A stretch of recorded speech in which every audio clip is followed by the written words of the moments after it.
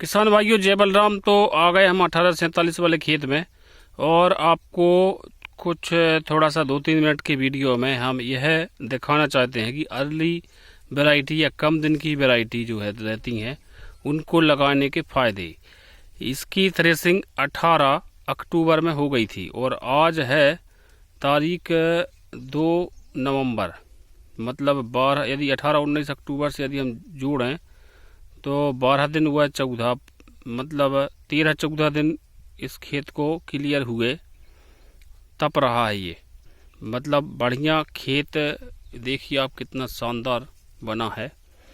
तो कम दिन की वैरायटी लगाने का सबसे बड़ा बेनिफिट तो ये है कि उसमें रोग नहीं आते, और दूसरा बेनिफिट है कि आपको अर्ली कटाई हो जाएगी सोयाबीन के साथ लगभग।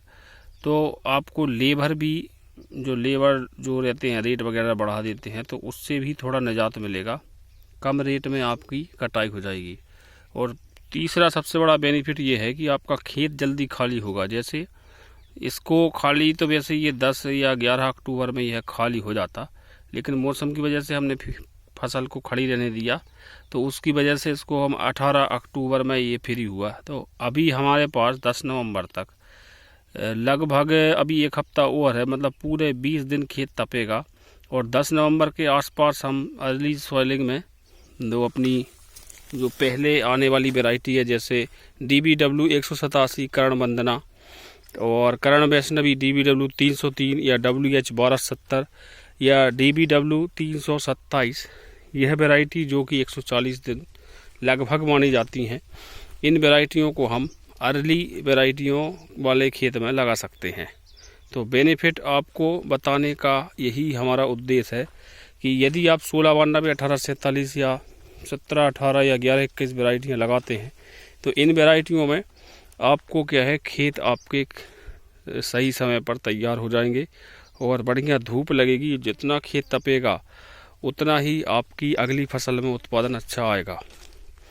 जैसे गेहूं का या चने का भी हम आराम से इसमें चने का बना सकते हैं।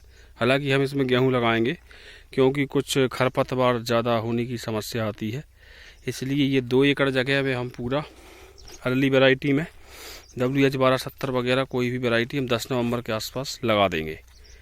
और जबकि पूसा बासमती अभी भी हमारी थ्रेसिंग चल रही है PV1 की, और कहीं कहीं की फसल तो अभी जैसे उस साइड देखो वह पूसा 1 अब आई है वह कटने के लिए दिवाली के बाद, जबकि इस खेत को 15 दिन हो चुके हैं फ्री हुए।